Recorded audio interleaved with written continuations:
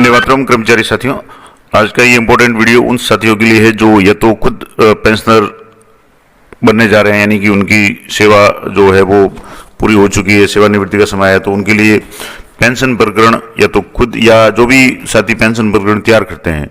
उनके लिए बहुत ही महत्वपूर्ण जानकारी साझा कर रहा हूँ कि जब पेंशन प्रकरण आप FMS 3.0 पे ऑनलाइन करते हैं तो उसमें कौन कौन से ऑब्जेक्शंस आते हैं और उस ऑब्जेक्शंस को कैसे रिमूव करेंगे, तो उसके लिए क्या क्या विशेष सावधानी रखें कि आपका कोई भी पेंशन प्रकरण है उसमें ऑब्जेक्शन में नहीं आए और तुरंत ही जो भी रिटायर्ड होने वाले साथी है उनका PPO जारी हो जाए। तो सामान्य रूप से जो आक्षेप यानी ऑब्जेक्शन लगते हैं पेंशन प्रकरणों में,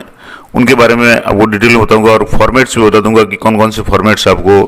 काम में लेने पड़ते हैं या आवश्यकता होती है। तो सबसे पहले जो पेंशन प्रकरण जहां पेंशन कार्यालय द्वारा ऑब्जेक्शन लगाए जाते हैं उनमें एक तो है कि प्रारूप 6 निर्धारित प्रपत्र में विभागीय जांच या दंडनीय आपराधिक कार्रवाई बकाया नहीं होने का प्रमाण पत्र है वो संलग्न नहीं करते हैं और इस कारण से पेंशन विभाग द्वारा ऑब्जेक्शन लगाया जाता है और वापस आपको उस प्रकरण को रिवर्ट करके उस डॉक्यूमेंट को अपलोड करना पड़ता है। तो प्रारूप 6 में जो भी विभागीय जांच का है वो आप एक तो जरूर ध्यान रखें। उसके बाद में अंतिम वेतन भुगतान पत्र संलग्न नहीं करना, बहुत ज्यादा गलतियां इस मामले में होती है और इसमें दो तरह की गलतियां मैं आपको बता दूंगा। एक तो है कि कुछ लोग तो है LPC जो टेंटेटिव LPC जिसको बोलते हैं, चाहे कर्मचारी जैसे मान लो 31 मार्च को रिटायर्ड हो रहे हैं या मान लो जुलाई में हो रहे, फरवरी में हो रहे, कभी भी हो रहे हैं, तो उसका पेंशन प्रकरण 6 महीने पहले शुरू हो जाता है। तो उस स्थिति में आपको टेंटेटिव LPC यानी जो रिटायर्ड हो रहे हैं उस दिन उनका वेतन क्या होगा वो आपको टेंटेटिव के रूप में जब बना करके LPC बना करके आपको DDO के जो भी साइन है वो कर करके आपको अटैच करना होता है। अब इसमें कई गलतियां कैसे करते हैं, जैसे मान लो कोई व्यक्ति है वो अगस्त माह में रिटायर्ड हो रहे हैं और उनका पेंशन प्रकरण अभी मार्च में फॉरवर्ड कर रहे हैं, तो मार्च में फॉरवर्ड करेंगे तो अभी जो उनका बेसिक है जुलाई में इंक्रीमेंट लगने के बाद में बेसिक चेंज हो जाएगा। तो जो टेंटेटिव LPC होगी उसमें आपको अगस्त में जब वो सेवानिवृत्त हो रहे हैं उस दिन उनका संभावित वेतन क्या होगा, तो यानी अभी का जो वेतन उसमें आपको जुलाई का इंक्रीमेंट लगा करके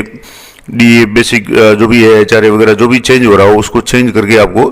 वो LPC अपलोड करनी है जो संभावित टेंटेटिव है, यानी जिस दिन रिटायर्ड हो रहे हैं उस दिन उनको क्या वेतन मिलेगा वो आपको संलग्न करना है। इसमें भी गलतियां होती है, डेट की भी गलती होती है। तो आपको जिस तारीख को कार्मिक रिटायर्ड हो रहे हैं उस तारीख को उनको क्या भुगतान होगा उसका आपको संलग्न करना है और ये एक तरह से मतलब फ्यूचर टेंस में होगी, यानी इनको ये भुगतान किया जाएगा। तो इसका भी मैं आपको फॉर्मेट बता दूंगा। दूसरा है जो गलती ज्यादातर हालांकि करते हैं लेकिन उसमें भी अगर कोई कमी रहती है तो भी ऑब्जेक्शन आता है, लेखाकर्मी प्रमाण पत्र। अब या तो लेखाकर्मी प्रमाण पत्र आप संलग्न नहीं करते तो वैसे ऑब्जेक्शन आ जाएगा। अब लेखाकर्मी प्रमाण पत्र है उसमें भी मान लो जैसे आपका L12 L10 L जो भी कर्मचारी रिटायर्ड और उनका लेवल है, उनका जो अंतिम वेतन या अंतिम जो मूल वेतन कितना है वो भी आपको मेंशन करना होता है। तो ये सारे कॉलम्स आप अच्छी तरह से भरकर लेखाकर्मी के साइन हो, उनके जो भी नंबर वगैरह हो और डिस्पैच नंबर वगैरह हो तो आपके इस तरह की कोई ऑब्जेक्शन नहीं आएगा। तो लेखाकर्मी प्रमाण पत्र है उसको भी आप अच्छी तरह से अपलोड करें। अगला है उपादान है मनोनयन पत्र और प्रपत्र 12 संलग्न नहीं करना, यानी जो नॉमिनेशन फॉर्म होता है प्रपत्र 12 है वो संलग्न नहीं करते तो भी ऑब्जेक्शन आ जाता है। इसके अलावा विभागीय अदेयता प्रमाण पत्र, ये बहुत सारे गलती हो जाती है कि आप जो भी आपके विभाग से नो ड्यू सर्टिफिकेट, अदेयता प्रमाण पत्र का मतलब नो ड्यू सर्टिफिकेट अगर किसी के अपलोड नहीं करेंगे तो भी आपके ऑब्जेक्शन आएगा कि उन कर्मचारी के नाम से कोई भी बकाया नहीं है उस विभाग में। नो ड्यू आपको जरूर लगाना है, फॉर्मेट आपको मैं बता दूंगा। इसके अलावा अगर किसी ने असाधारण अवकाश लिया है और उसका आप विवरण अंकित नहीं करते हैं तो भी ऑब्जेक्शन आ जाएगा। अगला है शिक्षा विभाग के जो कर्मचारी, उनके संबंध में एक है कि शिक्षा विभाग के सेवा के अध्यापक और वरिष्ठ अध्यापक के प्रकरणों में नियुक्ति अवधि 1 जनवरी से 30 जून के मध्य सत्र होने के कारण नियुक्ति पत्र संलग्न नहीं करना। मान लो आपका जो फर्स्ट ज्वाइनिंग लेटर है, स्थायीकरण आदेश वगैरह है वो सारे आप संलग्न जरूर करें। और मान लो जैसे कई बार फॉर्म या फॉर्मेट में एक ही कॉलम होता है जिसमें आपको नियुक्ति पत्र या जो भी नियुक्ति आदेश वो करना होता है, तो आप उसी PDF में स्थायीकरण आदेश वगैरह भी साथ में अपलोड करके एक ही PDF में आप अलग अलग जो भी आदेश वगैरह है वो आप अपलोड कर लें ताकि कोई ऑब्जेक्शन की संभावना नहीं रहे। अगला है फॉर्म 27A और 28A। 27A फॉर्म है वो सरकारी आवास के लिए होता है जिनको सरकारी आवास मिलता है उनको तो उसका मेंशन करना है, और नहीं मिलता है तो आपको उसको नील करके डीडीओ के साइन करके भेजना है। और इसके अलावा 28A में भी दीर्घकालिक ऋण, अगर आपने कोई लोन लिया है तो उसका भी नो ड्यू सर्टिफिकेट साथ में लगाना पड़ता है, और नहीं लिया है तो उसका भी आपको नील करके डॉक्यूमेंट या फॉर्म 28A है वो संलग्न करना पड़ता है। इसका भी फॉर्मेट मैं आपको बता दूंगा। अगला है अनुदानित संस्था द्वारा सेवा अवधि और प्राप्त उपादान राशि का प्रमाण पत्र संलग्न नहीं करना। अगर मान लो कोई कर्मचारी है अनुदानित संस्था के अंदर काम कर रहा है, ऐसा कुछ मामला है, तो आपको इसका भी सर्टिफिकेट अपलोड करना है। मैं जो भी बता रहा हूँ वो आप पे अगर लागू हो रहा है तो आपको करना है, अगर आपके लागू नहीं होता है तो आप उसको छोड़ सकते हैं। लेकिन कुछ चीजें हैं जैसे लेखाकर्मी प्रमाण पत्र है, टेंटेटिव एलपीसी वगैरह, ये सभी के लिए है, ये जैसे नो ड्यू सर्टिफिकेट वगैरह। अगला है कार्मिक वर्क चार्ज सेवा में रहने पर बीमा विभाग द्वारा जारी की गई हस्तांतरण प्रविष्टि टी संलग्न नहीं करना। कोई वर्क चार्ज कर्मचारी है तो उनके लिए जो भी बीमा विभाग द्वारा जारी की जाती है वो डॉक्यूमेंट्स या हस्तांतरण प्रविष्टि वो आपको संलग्न करनी है। इसके अलावा और क्या क्या जो मामले हैं जहां आपकी ऑब्जेक्शन लग सकता है, तो एक तो है कार्मिक के पति या पत्नी का मृत्यु प्रमाण पत्र। अगर ऐसी स्थिति है कि जिसमें कार्मिक के पति या पत्नी जो भी कर्मचारी उसके जीवन साथी स्पाउस की मृत्यु हो जाती है या तलाक हो जाता है तो उसकी भी आपको डिग्री वगैरह संलग्न करना पड़ेगा, क्योंकि नॉमिनी आप अगर पति या पत्नी के अलावा किसी और को कर रहे हैं और उस स्थिति में करेंगे जब या तो उनकी मृत्यु हो गई हो या तलाक हो गया हो, तो संबंधित डॉक्यूमेंट आपको जरूर संलग्न करना है। और ये नहीं करने के बाद भी कई बार ऑब्जेक्शन आ जाता है, क्योंकि पेंशन कार्यालय वाले देखते हैं कि नॉमिनी किसको आप मनोनीत कर रहे हैं और उस नॉमिनी को पति या पत्नी के अलावा अगर करना है तो क्या कारण है, उसका भी आपको डॉक्यूमेंट अपलोड करना है। इसके अलावा राज्य बीमा और प्रावधान निधि विभाग के परिपत्र दिनांक 27/1/2025 के अनुसार पेंशन प्रकरण नहीं भिजवाया जाना, यानी पेंशन प्रकरण निर्धारित फॉर्मेट में या निर्धारित, हालांकि ऑनलाइन है लेकिन उसमें भी जो भी डॉक्यूमेंट्स है वो आपको जरूर है। इसके अलावा वर्क चार्ज कर्मचारी उनकी प्रथम नियुक्ति अर्धस्थायी दिनांक प्रकरण के अनुसार नहीं भिजवाना, ये भी वर्क चार्ज के मामलों में ऑब्जेक्शन का कारण बनता है। इसके अलावा एक और जो ऑब्जेक्शन लगता है, और मैंने भी इसको फेस किया है, यानी मैंने एक प्रकरण भेजा था स्वैच्छिक सेवानिवृत्ति का, तो हालांकि मैंने कंफ्यूजन दूर करके ही भेजा था तो समस्या नहीं आई, लेकिन कई लोगों की समस्या आती है कि मान लो जैसे कोई कर्मचारी है वो 31 अगस्त को सेवानिवृत्त हो रहे हैं तो उनकी सेवानिवृत्ति तारीख तो 31 अगस्त ही होगी, लेकिन अगर कोई व्यक्ति स्वैच्छिक सेवानिवृत्ति ले रहा है, यानी वो मान लो जैसे जुलाई का इंक्रीमेंट लेने के बाद में 5 जुलाई को रिटायर्ड हो रहे हैं तो उनको जुलाई का इंक्रीमेंट मिल जाएगा, लेकिन जिस तारीख को वो सेवानिवृत्त हो रहे हैं वो स्वैच्छिक सेवानिवृत्ति है तो वो अकार्य दिवस होगा, तो आपको उस दिन का वेतन या उस दिन की आपको एलपीसी या जो भी सेवा पुस्तिका में एंट्री है उस दिन की नहीं करनी है। ये जरूर ध्यान रखें कि जैसे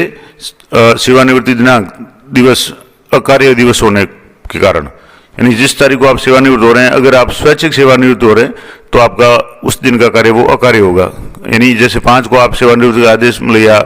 अप्लाई कर रहे हैं, आपका आदेश भी जारी हो गया सेवानिवृत्ति का, तो आपको जो भी एलपीसी वगैरह है वो आपको 4 तारीख के वेतन के अनुसार ही देनी है, क्योंकि 5 का दिन है आपके अकार्य दिवस होगा। जबकि अगर कोई कार्मिक सेवानिवृत्त हो रहा है महीने के अंत में तो महीने की लास्ट तारीख भी वो कार्य दिवस होगी, ये जरूर ध्यान रखें। तो स्वैच्छिक सेवानिवृत्ति दिवस अकार्य दिवस होने के कारण, अकार्य दिवस का वेतन नहीं दिए होने के कारण इसके अनुरूप एलपीसी संलग्न नहीं करना, ये बहुत बड़ा ऑब्जेक्शन आता है, खास करके स्वैच्छिक सेवानिवृत्ति के मामलों में। मान लो मैंने उदाहरण बता दिया कि 5 जुलाई को अगर कोई कार्मिक सेवानिवृत्त हो रहा है और आप एलपीसी 5 तारीख का वेतन कितना मिलेगा वो बना करके अगर एलपीसी टेंटेटिव एलपीसी अपलोड कर रहे हैं तो ऑब्जेक्शन आएगा निश्चित रूप से। अगर 5 तारीख को सेवानिवृत्त स्वैच्छिक रूप से अगर कोई हो रहा है तो आपको 4 तारीख तक का ही वेतन देना है, क्योंकि सेवानिवृत्ति स्वैच्छिक सेवानिवृत्ति का दिन है वो अकार्य दिवस होता है, इसको आप अच्छी तरह से समझ लें।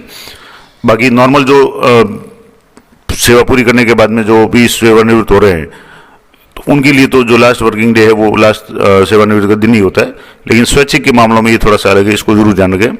इसके अलावा अगर मान लो कोई माननीय न्यायालय के निर्णय की पालना में सक्षम स्वीकृति संलग्न नहीं करना, किसी को कोई न्यायालय का प्रकरण वगैरह है तो न्यायालय के जो भी आदेश वगैरह है उनकी कॉपी आप जरूर लगाएं। खास करके जैसे मान लो कोई संविदा शिक्षक वगैरह है जो 84 में लगे थे, फिर बाद में कोर्ट के बाद में वापस 2008-9 में या 7 में लगे थे, अब उनमें से कई लोग रिटायर्ड हो चुके हैं, कई लोग अभी हो रहे हैं, तो उनके मामलों में भी पेंशन कार्यालय द्वारा ऑब्जेक्शन निश्चित रूप से लगाया जाता है। तो आपको कोर्ट ऑर्डर है उसकी कॉपी आपको अनिवार्य रूप से साथ में संलग्न करनी है। तो ये कुछ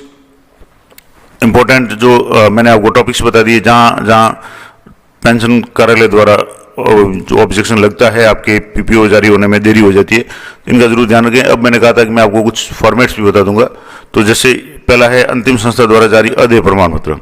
नो ड्यू सर्टिफिकेट है, ये आपको अनिवार्य रूप से लगाना होता है। तो आपके कार्यालय का नाम आ जाएगा, डिस्पैच क्रमांक आ जाएंगे, दिनांक आ जाएंगे और प्रमाणित किया जाता है कि श्री जो भी कार्मिक है उनका नाम और सेवानिवृत्ति तारीख और इतने तारीख को सेवानिवृत्त होने जा रहे हैं। क्योंकि ये सारा है आपको एक तरह से एडवांस में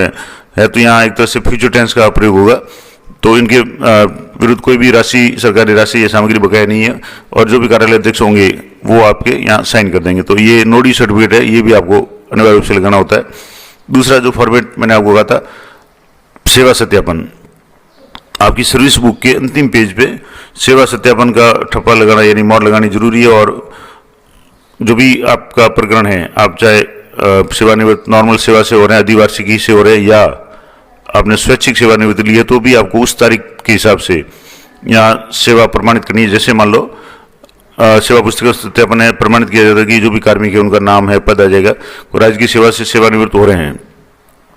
उनकी सेवा पुस्तिका में प्रत्येक नियुक्ति तारीख इतने से सेवानिवृत्ति की तारीख तक सेवा सत्यापन प्रमाणित किया गया है, यानी सेवानिवृत्ति की तिथि तक। अब जैसे मान लो प्रकरण आप मार्च में भेज रहे हैं लेकिन 31 जुलाई तक या 31 अगस्त को रिटायर्ड हो रहे, तो 31 अगस्त तक आपको ये सेवा प्रमाणित करनी है और एवं संपूर्ण सेवा अवधि प्रमाणित है और पूरी सेवा में कोई भी व्यवधान नहीं है। ये इस तरह का सर्टिफिकेट आप कार्यालय अध्यक्ष वो जारी करेंगे। अगला जो महत्वपूर्ण डॉक्यूमेंट है वो टेंटेटिव एलपीसी, अंतरिम भुगतान पत्र, यानी जो टेंटेटिव एलपीसी जिसको कहते हैं। तो इसमें जो लैंग्वेज आपको यहाँ ध्यान रखनी है कि एक तो यहाँ ये गत भुगतान पत्र जो सेवानिवृत्ति पर इतने से इतने तारीख तक सेवानिवृत्त होने जा रहे हैं, इनको दिनांक इतने तक, यानी जैसे 31 अगस्त है, जिस तारीख को सेवानिवृत्त हो रहे हैं, निम्न दर से भुगतान किया जा चुका है। अब यहाँ जा चुका की जगह आप लिख सकते हैं कि जाएगा, निम्न दर से भुगतान किया जाएगा। और उस तारीख की, जिस तारीख को रिटायर्ड हो उस तारीख को उनका वेतन कितना होगा, डीए कितना होगा, और कोई अलाउंस मिल रहा है तो वो सारा आपको ऐड करना है। जैसे कुछ मामलों में मकान किराए के अलावा घोड़ा ऊँट का, सवारी का भत्ता वगैरह जो भी आपके लागू होता है जिस कर्मचारी के जैसी पोस्ट है उसके हिसाब से, और उनकी डिडक्शन है, उस तारीख को क्या डिडक्शन होगी, जीपीएफ की, एसए की, आरजीएसएस की, इनकम टैक्स वगैरह की, वो आपको ये सारी डिटेल्स भर करके टोटल यो कितना होगा, कटौती कितनी होगी, वो आपको यहाँ भरना है। और इसके अलावा इन्होंने विभाग का कार्यभार दिनांक इतने को मध्याह्न पहले सौंप दिया, तो वो भी आपको इसमें लैंग्वेज आ जाएगी। और पृष्ठ भाग पे लिखे अनुसार कर्मचारी से वसूली करनी है, कोई वसूली है तो ठीक है, नहीं तो आप इसको नील कर करके भेज दें। और ये इस तरीके से इनका जो बीमा पॉलिसी का भुगतान है वो जैसे पॉलिसी के नंबर वगैरह भी आप यहाँ लिख दें कि पॉलिसी, जीपीएफ की पॉलिसी संख्या कितनी है, कितनी रकम है, भुगतान हुआ है नहीं हुआ, जो भी स्थिति है वो, और यहाँ कार्यालय अध्यक्ष के साइन करने। और नीचे जो सेकंड पेज होगा इसका एलपीसी का, उसमें अगर कोई वसूली योग्य राशि है तो ठीक है, नहीं तो आप इसको नील करके नीचे वापिस कार्यालय अध्यक्ष के साइन होंगे। तो ये होगी टेंटेटिव एलपीसी। टेंटेटिव एलपीसी का मतलब ये है कि संभावित, यानी जैसे अंतरिम है एक तरह से, तो रिटायर्ड होंगे उस दिन उनको क्या वेतन मिलेगा वो आपको पढ़ना है। तो ये टेंटेटिव एलपीसी में कई तरह के ऑब्जेक्शन आते हैं, ये जरूर ध्यान रखें। अब है प्रपत्र 26 और 27 मैंने कहा था। तो कोई भी सरकारी कर्मचारी ने कोई दीर्घकालीन अग्रिम लोन नहीं लिया है उसका प्रमाण पत्र, तो ये पहले तो आपके जो भी कार्मिक है वो ये प्रमाण पत्र या प्रार्थना पत्र एक तरह से देंगे, और उसके बाद में जो भी संस्था प्रधान या जो भी कार्यालय अध्यक्ष है वो उनको वेरीफाई करेंगे। जैसे मान लो यहाँ है कि सेवा में श्रीमान जो कार्यालय अध्यक्ष है कोई दीर्घ अवधि ऋण नहीं लेने का प्रमाण पत्र, और आपके कार्यालय में इस पद पे मैं कार्य कर रहा हूँ और प्रमाणित करता हूँ कि मैंने सेवा अवधि में किसी प्रकार का कोई दीर्घकालीन लोन या भवन निर्माण हेतु अगर लिया है तो उसका भी आपको, जो भी आपने कंप्लीट कर लिया उसका सर्टिफिकेट भी आप साथ में संलग्न कर लें। और यहाँ भी उसी के आधार पे आपके जो भी कार्यालय अध्यक्ष होंगे वो प्रमाणित किया जाता है कि उक्त घोषणा की सेवा पुस्तिका, वेतन बिलों की कार्यालय प्रतियों और जिस कार्यालय में से स्थानांतरित हुआ है उनके द्वारा जारी केवल एलपीसी या जो भी अंतिम वेतन प्रमाण पत्र और रिकॉर्ड के आधार पर जांच कर ली और सही है, कहने का मतलब इनका कोई भी दीर्घकालीन बकाया नहीं है। इसके बाद में प्रपत्र 27 क, इसमें कर्मचारी द्वारा सरकारी आवास सुविधा का उपलब्ध नहीं लेने का, तो ये भी कार्यालय अध्यक्ष द्वारा जैसे कर्मचारी है वो पहले लिखित में देगा और उसके बाद में कार्यालय अध्यक्ष इसको प्रमाणित करेंगे। अब इंपॉर्टेंट बात है लेखाकर्मी प्रमाण पत्र, ये सभी के लिए जरूरी है और जो भी आपके विभाग के लिए नियुक्त लेखाकर्मी है उनके द्वारा जारी प्रमाण पत्र ही ये मान्य होगा। तो आप जिस डिपार्टमेंट में है वहां से पता कर लें कि आपके लेखाकर्मी कौन है या किसके पास में इसका चार्ज दिया हुआ है, तो वो कार्यालय का नाम, क्रमांक, डिस्पैच संख्या वगैरह लिखेंगे और प्रमाणित किया जाता है कि जो भी कार्यालय के कार्मिक है, पत्नी पदस्थापन दिनांक इतने को सेवानिवृत्त हो रहे हैं या हो चुके हैं। ज़्यादातर मामलों में हो रहे हैं क्योंकि ये तो पहले आपको पेंशन प्रकरण भेजना है और सेवा अभिलेख के आधार पर समय समय पे जो वेतन स्वीकृतियां वगैरह की गई और इसके बाद में इनका अंतिम वेतन, ये जिस तारीख को रिटायर्ड हो उस तारीख को उनका वेतन क्या होगा और पे मैट्रिक्स लेवल क्या होगा, L10, L11, L12 जो भी होगा वो जिस पर पेंशन पूरी लागू होगी गणना की गई है। और इनकी सेवा अवधि भी जो कैलकुलेट करके वो लिखेंगे, इनकी सेवा अवधि इतने साल, इतने महीने, इतने दिवस की होगी और ये इनके मोहर लगाएंगे, अपना पद लिखेंगे और लिंक नंबर वगैरह जो भी इनके हैं वो लिखेंगे। तो ये लेखाकर्मी प्रमाण पत्र भी बहुत सावधानी से, यानी कि वो तो खुद लेखाकर्मी बनाते तो कोई समस्या नहीं है, फिर भी आप जरूर चेक कर लेंगे इनमें सारी जो भी कॉलम दिए हुए हैं वो सारे सही हो। तो ये कुछ इंपॉर्टेंट बातें थी, मैंने आपको बता दी कि आपके पेंशन प्रकरण में किन किन कारणों से ऑब्जेक्शन लग सकता है और आपको क्या क्या सावधानी रखनी है। मैंने कई सारे पेंशन प्रकरण है वो ऑनलाइन किए हैं और कुछ मामलों में शुरुआत में ऑब्जेक्शन भी आए, तो जो जो कमियां मुझे लगी और मैंने फेस की उनको मैंने आपको बता दिया। उसके बाद से जैसे अभी मैंने कुछ प्रकरण भेजे हैं तो जिनमें सारे सावधानी से काम किया तो एक भी ऑब्जेक्शन नहीं आया और तुरंत 5-7 दिन 10 दिन में कार्मिक अपील है वो जारी हो गया। तो ये भी आपको विशेष रूप से ध्यान रखना है। जानकारी अच्छी लगे तो वीडियो को लाइक जरूर करें और लाइक करने के बाद में हाइप दिस वीडियो का ऑप्शन आता है उसमें हाइप भी करें और चैनल को सब्सक्राइब कर लें। और पेंशन से संबंधित प्रत्येक टॉपिक पे, चाहे पेंशन ऑब्जेक्शन कैसे रिमूव करना है, कार्मिक लेवल से पेंशन प्रकरण कैसे भेजना है, डीडीओ लेवल से कैसे भेजना है, चेकर मेकर अप्रूव लेवल से कैसे कैसे भेजना है और ऑब्जेक्शन आए तो उसको कैसे रिवर्ट करके ऑब्जेक्शन को दूर करना है, सारा प्रोसेस मैंने अलग अलग वीडियो में बना रखे हैं। आप चैनल पर जरूर विजिट करें। तो मिलते हैं नेक्स्ट वीडियो में, तब तक जय हिंद, जय भारत।